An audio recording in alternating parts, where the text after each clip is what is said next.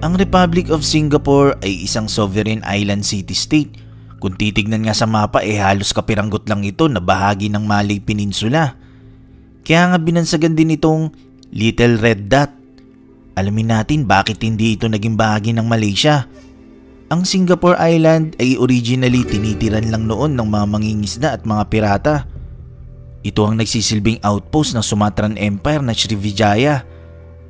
Ang istorya ng pinagmulan ng Singapore ay nagsimula noong 13th century sa isang prinsipe ng Srivijaya Empire na si Sang Nila Utama. Dito sa isla siya nanirahan at namalagi matapos ang matinding bagyo noon. Habang naghahunting siya ng mga hayop na pwedeng makain, nakita siya ng leon. Mula noon, ang leon ay tinuring na niyang omen. Kaya dito siya nagdesisyong mag-build ng city na pinangalanan niyang Singapura, nang ibig sabihin ay Lion City. Temasek ang tawag naman sa mga sinaunang taong naninirahan sa islang ito. Ang pakikipagkalakalan ng Temasek ay naging bahagi na ng Kingdom of Singapura. Pagkaraan ng 100 years, ang Kingdom of Singapura ay naging masagana pagdating sa pakikipagkalakalan na pinamumunuan ng hari o raha. Ang kaharian ng Singapura ay nagkaroon ng malalim na relasyon sa Mongol Yuan Dynasty ng China. Yan yung panahon ni Empress Qi kung napanood niyo yung video ko tungkol dyan. Sa Korea, panahon nito ng Koryo Dynasty. Pero alam nyo ba nung time na yon, dahil sa unti-unting pag-develop ng Kingdom of Singapura, marami ang biglang gustong mag-claim sa kahariang ito. Ang mga nagkiklaim ay ang kaharian ng Majapahit Empire na nakabase sa Island of Java sa south at ang kaharian ng Ayutthaya. Nasa modernong panahon ng dalawang kahariang ito na yung bahagi ng lupain ng Malaysia at Indonesia ngayon. Ginawa ng dalawang kahariang ito noong 1398, inatake nila ang kaharian ng Singapura. Ang huling raha ng Singapura ay nakatakas at nagpunta sa bahaging norte. Dito niya itinatag ang Malacca Sultanate. Dito na-convert ang raha from Hinduism to Islam. Ang Malacca Sultanate ay naging sentro ng Islamic learning at naging international trading hub. Kaya nga lang, dumating ang katapusan ng maliligayang araw at golden age ng Malacca Sultanate nung nagtungo ang Portuguese sa isla upang sakupin ang Malacca. Ang anak ng sultan ay tumakas patungong south ng Malay Peninsula at dito niya itinatag ang Johor Sultanate.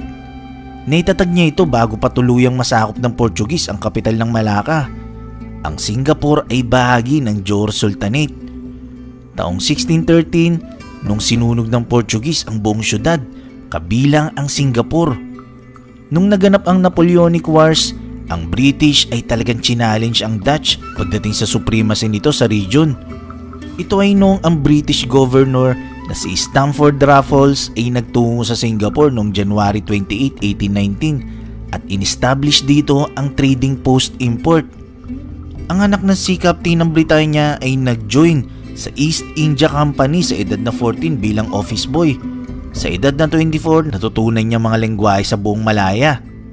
Napromote ito bilang governor ng Java sa edad na 30. Mula noon, dito niya sinimulan ang pag-encourage ng private property ownership. Noong 1819, naipagkontrata siya sa Sultan ng Johor Sultanate na ibenta ang isla ng Singapore sa East India Trading Company. Ito yung tinatawag na Straits Settlement na under ng jurisdiction ng British India. Noong 1826 hanggang 1867, ang Singapore, Malacca at Penang ay naging bahagi na ng British East India Company. Mula noon, dumagsa na ang mga tao para mag-migrate sa lugar. Noong time na yon, walang import tax, walang income tax, o kahit na corporate tax ay wala. Ang meron tax lang sa lugar ay ang alcohol at prostitusyon. Nabago ang sistemang ito noong 1867, nung ang Singapore ay naging British Crown Colony ng British Empire. Ang city ay sinimulang tayuan ng mga public buildings. Ang kapulisan dito ay ginawang moderno at ang iba't ibang institusyon ay in-establish. Kaya nga kahit yung mga organized crime na nangyayari sa lugar ay natigil na. Sa paglipas ng panahon, tuloy-tuloy ang pagdagsa ng mga immigrants sa syudad at ang pinakamaraming immigrants that time ay mga Chinese. Meron ding mga Indian at Malay, pero mas marami talaga ang Chinese. Nung napatalsik sa pwesto ang huling Chinese Emperor noong 1912, ang Nationalistic Republic ay na-establish. Ibig sabihin, ang Chinese population sa Singapore ay empowered ng nationalistic at republican ideals sa pangunguna ng kauna-unahang presidente ng China na si Sun Yat-sen. Trivia lang, alam nyo ba nung panahon ng Imperial Chinese, ang mga mamamayan ay karamihan naka-pigtail hair, yung nakatirintas ng mahaba sa likod tapos nakashave yung buong harapan. Nauso ito panahon ng Qing Dynasty na sumisimbolo ng pagsakop nito sa kalupaan ng China na nagsalin-salin lang sa mga sumunod na dynasty. Kaya ang mga mamamayan dito ay naka-pigtail na paraan ng pagpapakita ng pagsunod o submission sa imperyo. Bawal ito putulin sa panahong yun. May policy nga sila na tinatawag na lose your hair or lose your head policy. Ibig sabihin, kapag pinutulan mo yung buhok mo sa likod, yung otoridad ang puputol sa ulo mo. So kailangan mong mamili. So bakit ko yan nakwento? Nung panahon kasi na napatalsik yung huling Chinese Emperor na nakwento ko kanina, syempre dito na pumasok yung kauna-unahang presidente ng China na si Sun Yat-sen. Dahil ang mga mamamayang Chinese na nang-migrate sa Singapore ay under na sa bagong pamamahala, nagpuntahan ng mga ito sa mga kalsada at sabay-sabay na pinutulan ng kanilang pigtail hair bilang simbolo ng pagwawakas ng Imperial Dynasty ng China. Ang mga elite na Chinese sa Singapore ay kilala bilang Straits Chinese. Dumami ang lahi nito sa Singapore hanggang sa mga sumunod na generations. Ang mga bagong generation Chinese dito ay mas kinikilala nilang kanilang sarili bilang bahagi ng Great Britain kaysa sa China. Nagbago lang ito matapos ang 3 kalahating taon na pananakop ng mga Hapon panahon ng World War II. Nung time na yun, feeling na Singapore inabandona na sila ng British. Ang Britanya ay walang sapat na kakayahan para matugunan ng mataas na bilang ng mga nawalan ng trabaho sa lugar at iba pang mga problema. Noong 1959, ang Singapore ay naging independent colony ng British Empire. Inilek nila si Lee Kuan Yew, ang kauna-unahang Prime Minister ng Singapore. Noong 1963, ang Singapore ay nag-join sa Malaysia bilang state. Pero noong 1965, tinanggal sila ng Malaysia. Bakit? Ito ay dahil nung nag-merge ang Singapore sa Malaysia, maraming political at economic issue ang hindi nila mapagkasunduan.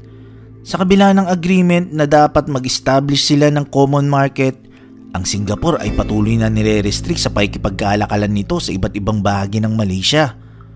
Ang ganti naman ng Singapore, hindi nito pinalun o pinahiram ng pera ang Sarawak at Sabah na gagamitin sana ng dalawang estado na to para sa kanilang economic development.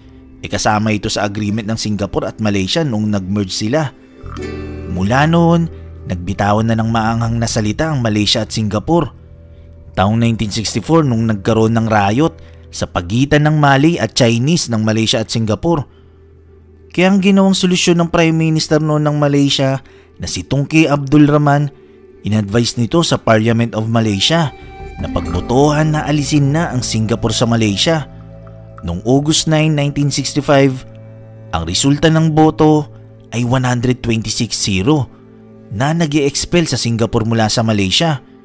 Kaya mula noon, ang Singapore ay naging fully independent nation na.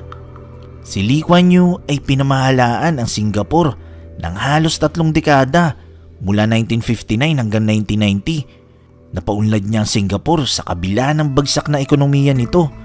At ngayon, isa na ito sa kilalang napakayamang city-state ng Southeast Asia.